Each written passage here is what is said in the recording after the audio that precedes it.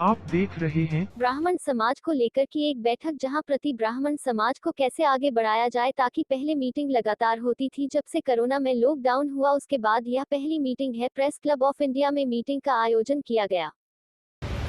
नमस्कार, मैं पल्लवी शर्मा, आप देख रहे हैं दिल्ली न्यूज़ चैनल। इस समय मैं मौजूद हूँ प्रेस क्लब ऑफ इंडिया, जहाँ पे एक मीटिंग रखा गया था। तमाम बड़े अधिकारी मौजूद है, आईपीएस, आईएएस, तमाम बड़े बड़े अधिकारी यहाँ पे मौजूद है। आइए वो किस विषय में मीटिंग रखे हैं, आइए उनसे बातचीत करते हैं। संगठन में राष्ट्रीय उपाध्यक्ष की जिम्मेदारी है। मैं पहले दैनिक जागरण में मैं रहा, उसके बाद में समाज सेवा राजनीति, ठीक है, माननीय हमारे आदित्य हैं आदरणीय, जब से ये संगठन का कार्य कर रहे हैं, समाज सेवा कर रहे हैं, और अपने उत्तम तिवारी जी दोनों के माध्यम से पहले एक अपना संगठन था। ये विशेष रूप से कान्य को जीतों के लिए सीमित था, पर हमारे अध्यक्ष जी ने विचार किया कि भी क्यों ना ऐसा संगठन है जो जिसमें सभी लोग हो, हमारा संगठन बढ़े, सभी लोग उसमें प्रतिनिधित्व हो। तो उसको देखते हुए अपने अध्यक्ष जी के पिताजी थे, तो वहाँ जाना हुआ कई बार कार्यक्रम। संगठन बनाया ब्राह्मण समाज ऑफ इंडिया, पहले छोटा संगठन था, विशेष रूप से वर्ग होते थे। जो भी पूरा जो हमारा जो भी है अपने वर्ग जितने भी हैं ब्राह्मणों के, उनमें सबका प्रतिनिधित्व हो। तो ये काम किया। उत्तम जी थे, बड़े सक्रिय हैं वो भी। अपने अध्यक्ष जी का मैं विशेष रूप से, इन्होंने काफ़ी इनका योगदान है इनका। माननीय जब से अपने अध्यक्ष जी डॉक्टर साहब बने हैं कि यूपीएससी के जो चयनित अभ्यर्थी हैं, जो नए जरूरी नहीं इसी बैच के हो, एक दो पहले के भी हो सकते हैं, उनके एक अलंकरण का समारोह करना है, तो उसका एक प्रस्ताव पारित कर देते हैं। हमने 10-12 लोग तो इस तरह के कर लिए हैं, पर सब चूंकि किसी का होता ये है कि लिस्ट निकलती है, तो आइए लिस्ट निकलती है तो सबका पुलिस वेरिफिकेशन एक्सेट्रा होता है। तो अभी गाँव में सब हैं अपना कोई शहर में जहाँ पे है, ये जरा इकट्ठे हो जाएं, तो दिनेश दुबे जी जो है कानपुर वाले, वो इस पे विशेष उनका कार्यक्रम को लगाया गया है। तो इसी तरह से पारित कर दिया जाएगा प्रस्ताव, और फिर जैसे ही समय उनका सबका कोऑर्डिनेट हो जाता है तो एक कार्यक्रम दिल्ली में करेंगे। अब दिनेश भट्ट जी कुछ 2 मिनट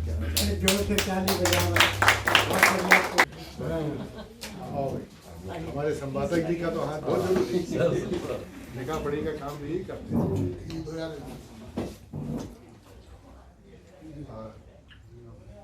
अगली कानपुर मैगजीन में आई जाएगी।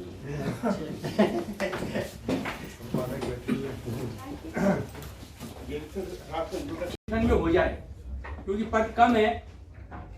अगर हम सबको जोड़ेंगे, 23, 24, 25 स्टेट है हमारी, अगर हमारे एक 2 व्यक्ति को हम जोड़ेंगे, चाहे कार्यकारिणी में जोड़े, चाहे पदाधिकारी में जोड़े, कम से कम केंद्रीय कार्य होने चाहिए। क्यों हमारा जो संगठन बना हुआ अच्छा है, सब काम कर रहे हैं, परंतु एक अखिल भारतीय रूप इसका नहीं है। तो मेरा आग्रह है अध्यक्ष जी से, अपने माननीय आरडी दीक्षित जी से भी, कि इस बारे में चर्चा करें। और दूसरा जो कार्यक्रम हमारा होने वाला है, ये जो 14 तारीख को मकर संक्रांति पर है, मेरा जो अध्यक्षता मेरा सुझाव आपको दिया है, बाकी आप लोग है इस प्रस्ताव को पारित करें। और अध्यक्ष जी। नमस्कार सर, आपका परिचय? मैं विश्वपति त्रिवेदी हूँ, retired IAS, 1977 batch, Madhya Pradesh cadre से हूँ और दिल्ली में सेटल्ड हूँ। और पिछले, वैसे तो मैं आजीवन ही ब्राह्मण समुदाय की सेवा और सहायता में लगा रहा हूँ, पर पिछले 4 साल से समग्र रूप से ब्राह्मण समाज ऑफ इंडिया के अध्यक्ष होने के नाते पूरे समाज की परवरिश, समाज के कार्य करता रहा हूँ। तो सर, आज की जो ये मीटिंग रखी गई थी, किस उद्देश्य में रखी गई थी? देखिए, हमारे यहाँ ब्राह्मण समाज ऑफ इंडिया की मीटिंग एक बड़े रेगुलर तरीके से होती रही है, पर कोविड के कारण पिछले 2 साल से हो नहीं पाया।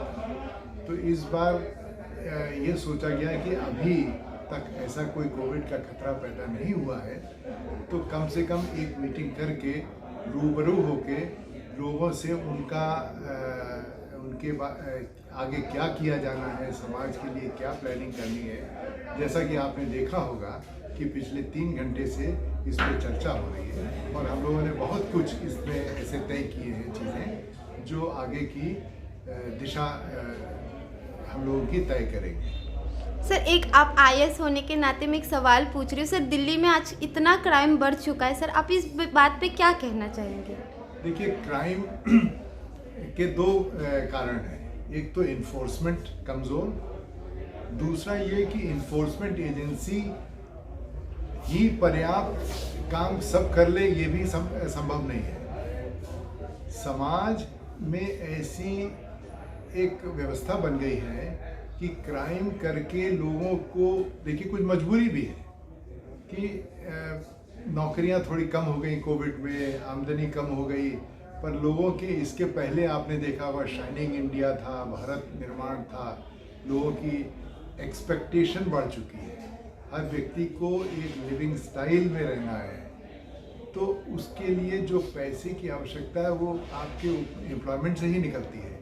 एम्प्लॉयमेंट कम होने से बहुत से लोग तो अपने गांव चले गए, पर कोई ऐसे बहुत से लोग हैं जिनका कोई जाने का कोई रास्ता नहीं है, तो उन्होंने इस रास्ते को भी अख्तियार किया। और हमारी सोसाइटी में बहुत एक्टिवली, इसीलिए जैसे हमारा ब्राह्मण समाज ऑफ इंडिया है, जब कोविड का दौर चल रहा था तो हम लोगों ने बहुत से लोगों को, किसी ऐसा नहीं कि सिर्फ ब्राह्मणों को किया, बहुत से लोगों को सहायता की, कैंप लगाए, इसीलिए कि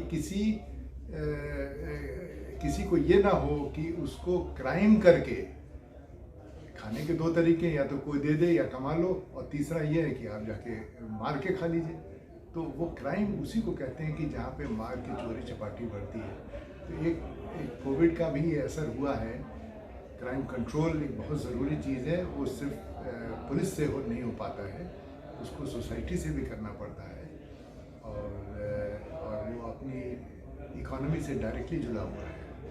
तो ये सब मिला जुला के क्राइम दिल्ली में बढ़ रहा है। अब सरकार, आप देखते हैं कि सब सचेत हैं, कुछ ना कुछ उसका सलूशन निकलेगा। कहीं ना कहीं सर दलित समाज जो है वो ब्राह्मण समाज पे टारगेट करे जा रहे हैं, दिन ब दिन उनका जो है टारगेट बढ़ता जा रहा है, कहीं भी वो ब्राह्मण पे कुछ भी अटैक कर सकते हैं। देखिए, ये तो आपस में हम लोग 2 नेबर होते हैं, वो आपस में भी बोलते हैं, जरूरी नहीं कि उसके लिए कोई समाज फर्क हो। पर ये जरूर है कि कुछ, जैसे हमारे यहाँ भी लोग हैं जो बोलते हैं और दूसरे अन्य समाजों में भी हैं जो बोलते हैं, पर इससे कोई आम धारणा नहीं बनती। हमारे समाज में आपने देखा होगा, इतनी बड़ी 3 घंटे की मीटिंग, किसी ने एक शब्द किसी अन्य समाज के अगेंस्ट नहीं कहा, बल्कि यहाँ कहा कि हम लोग अन्य समाजों को भी सपोर्ट करते हैं, सबको लेकर चलते हैं। इसी तरह उनके यहाँ भी है। आपको बहुत से, हम तो बहुत जानते हैं ऐसे लोगों को जिनको कोई द्वेष भाव नहीं है, वो अपने समाज को अगर कोई बढ़ाना चाहता है तो बढ़ाए, क्योंकि वो हर आदमी तो प्रधानमंत्री हो नहीं सकता कि देश को बढ़ा दे। भाई, आपके पास जितने लोग हैं उसी का बढ़ा सकते हैं, उन्हीं को आप जीविकोपार्जन करा दीजिए, उन्हीं को आप ठीक से नौकरी दिला दीजिए, पढ़ा दीजिए। तो यही हम लोग करते हैं। जैसे हमको लगता है कि मैं ब्राह्मणों से जुड़ा हुआ हूँ, मैं जानता हूँ इन लोगों को, मैं इनसे बात कर सकता हूँ, तो मैं इनकी सहायता भी कर सकता हूँ। मेरा इसका मतलब नहीं कि दूसरे की सहायता नहीं करेंगे, ना आज तक ऐसा किया है। आईएएस में तो ये कभी नहीं होता कि इसकी करो सहायता, उसकी। तो आईएएस में तो सबकी सहायता करते हैं, तो मेरी ट्रेनिंग तो सबकी सहायता करने की है, पर क्षमता इस वक्त केवल एक समुदाय को करने की है, इसलिए जितनी क्षमता उतनी सेवा करता हूँ। बाकी कोई कहता है प्रयास भी करता हूँ, ऐसी बात नहीं है। नमस्कार सर, आपका परिचय? मैं रामेश्वर दयाल दीक्षित, आरडी दीक्षित, ब्राह्मण समाज ऑफ इंडिया का चेयरमैन। सर, आज मीटिंग के विषय में 2 शब्द कहें। आज की ब्राह्मण समाज ऑफ इंडिया की मीटिंग जो एनुअली हमेशा होती थी, हर महीने हर 2 महीने में, लेकिन कोरोना के कारण ये मीटिंग करीब 2 साल से ज़्यादा टाइम के बाद आज संपन्न हो पाई है। वास्तव में हर आदमी इतना परेशान था कि करोना के इसमें न तो ब्राह्मणों का देखा हो पाता था, न कहीं कार्यक्रम हो पाता था, शादी ब्याह में भी नहीं इकट्ठा हो पा रहे थे, न मीटिंग भी इकट्ठे हो पा रहे थे। ये एक गजब का हिसाब है जो हमारे हिंदुस्तान, क्या दुनिया में ऐसा कभी नहीं हुआ है जो इस टाइम ये करीब 3 साल से इस तरह से सब कार्यक्रम होने में रुकावट लगे। तो हमारे हिंदुस्तान में भी हम हर शहर में जाते थे, अमेरिका जाते थे, हॉलैंड जाते थे, हाईलैंड जाते थे और सभी जगह कार्यक्रम संपन्न करवाते थे। लंदन गए, वहाँ भी एक कार्यक्रम के लिए करीब 150 आदमियों को हम वहाँ भी संपन्न करवाते थे कार्यक्रम। सर आप कितने साल के हो गए? मैं करीब 87 ईयर्स ओल्ड हूँ। सर आप आप इतनी उम्र के होने के बावजूद भी आप अभी भी यहाँ पे शामिल हैं? मैं करीब सन 1952-51 से ब्राह्मण समाज का कार्यक्रम में शामिल होता रहा। ये दिल्ली में नहीं, मैं कानपुर में पढ़ाई के टाइम में भी हम ब्राह्मण समाज में जाते थे। BNSD कॉलेज के छोटे हाई स्कूल में भी हम वहाँ मीटिंगें होती थी ब्राह्मणों की, हम वहाँ जाके बैठते थे, वहाँ करते थे। उसके बाद हिंदुस्तान के हर शहर में हमारे कार्यक्रम वाले जो वर्ग है, अगर उसी को दबाया जाएगा तो विकास कैसे होगा, शिक्षा कैसा प्राप्त होगा। इस दृष्टि से विकास में आगे जाने के लिए ब्राह्मणों के साथ में रखना जरूरी है। आप रखिए। हम इस देश का राज करने का बात नहीं करते हैं, इस देश का विकास में सहभागी रखना चाहते हैं। एक अंतिम प्रश्न आपसे पूछता हूँ, जो गरीब ब्राह्मण हैं, गरीब बच्चों की शादियाँ हैं, कन्याओं की शादियाँ हैं, क्या हम सरकार से तो मांग कर रहे हैं, क्या हमने कोई ऐसा बोर्ड या ऐसा कोई कोष या ऐसा कोई धन बैंक बनाया है जहाँ से हम किसी भी गरीब कन्या के लिए अगर हम उसका निमंत्रण कार्ड भेज दें, उसके परिवार की दृष्टि का भी भाई इसके पास क्षमता नहीं है, तो उसकी मदद के लिए क्या कोई ऐसा राष्ट्रीय स्तर पे या आपके पर्सनल प्रयास से कुछ ऐसा बना है? कोई निश्चित तौर पर अखिल भारतीय ब्राह्मण महासंघ, हम जिस संगठन से चलते हैं, हमारे पास 5000 उद्योजकों का एक ग्रुप है, इंडस्ट्रियलिस्ट लोग हैं, एडवोकेट्स हैं, डॉक्टर्स हैं, ये सब है। इसमें जो ज़रूरतमंद जो बच्चियाँ होंगे या ज़रूरतमंद बच्चे, शिक्षण के लिए भी उनको ज़रूरत है, सहायता का ज़रूरत है। ऐसे लोगों के लिए सहायता के लिए महासंघ के पास एक व्यवस्था है। कहीं से भी आए तो अभी फ़िलहाल में एक 10-12 बच्चों का एजुकेशन चल रहा है, ये बहुत कम है। वहाँ तक पहुँच के सभी का प्रयास, सहायता के लिए एक योजना बनाया है। हम सबको एक ब्राह्मण बैंक या ब्राह्मण कोष बनाने की ज़रूरत है कि जिससे कि हम बच्चों को सीधे मदद कर सकें। बच्चा आवेदन करे वहाँ पे और अपनी स्थिति बताए कि मैं ये स्थिति है, ऐसा कुछ आपके है विचार? एक कोष हम महाराष्ट्र में बनाया गया है, हमारा नागपुर में एक हमारा पदाधिकारी के माध्यम से बनाया है एक कोष। और महाराष्ट्र लेवल में हम लोग अभी शिक्षण के लिए, खास करके शिक्षण के लिए हम अभी मदद कर रहा है। और भी 2-3 शादियां हैं और हॉस्पिटलाइजेशन का कुछ खर्चा भी येता है। ये आने वाले दिनों में ये करना है। बहुत बहुत धन्यवाद तूफानी जी, आप पावर करें और पूरे देश के लोगों को जोड़ें। और एक मिनिमम योगदान, मेरा प्रश्न है कि मिनिमम योगदान सभी ब्राह्मणों से लिया जाए। साल का 1000 रुपये चाहे दें और समाज के लिए निकालें। हम दूसरे संस्थानों को देते हैं, दूसरी जगह देते हैं, लेकिन अपने लिए नहीं देते। ये परंपरा डालने का मैं चाहता हूँ। जितने ब्राह्मण हैं, कई करोड़ ब्राह्मण हैं देश में, अगर वो 1000 भी देंगे तो ऐसा कोष इकट्ठा हो सकता है जो हम गरीब बच्चों के लिए, गरीब बेटियों के लिए, उनके शिक्षण के लिए, उनकी शादियों के लिए, उनको आवास या कोई सुविधा देने के लिए, कोई मेडिकल खर्चा देने के लिए हम लोग कर सकते हैं। कई इस देश में 13 करोड़ से अधिक ब्राह्मणों की जनसंख्या है। सभी तो देने का स्थिति में नहीं है, 1000 रुपये देने का स्थिति में सभी नहीं। काफ़ी सारा लोग हेल्थ के जो दे इसमें सकता है उनसे करा जाता है। हाँ, ये एक व्यवस्था बनाना है, हम लोग बहुत शीघ्र ही बना देंगे। बहुत बहुत नमस्कार मैम, अपना परिचय दीजिए। नमस्कार, मैं Anushka Tiwari, I am sister of Shobhu Tiwari. मेरे भाई हर चीज़ में बहुत ज़्यादा एक्टिव थे, सब कुछ था, पर उनके जितना नहीं, पर हाँ कोशिश करूँगी कि उनकी जो कमी थी वो फील ना हो समाज में।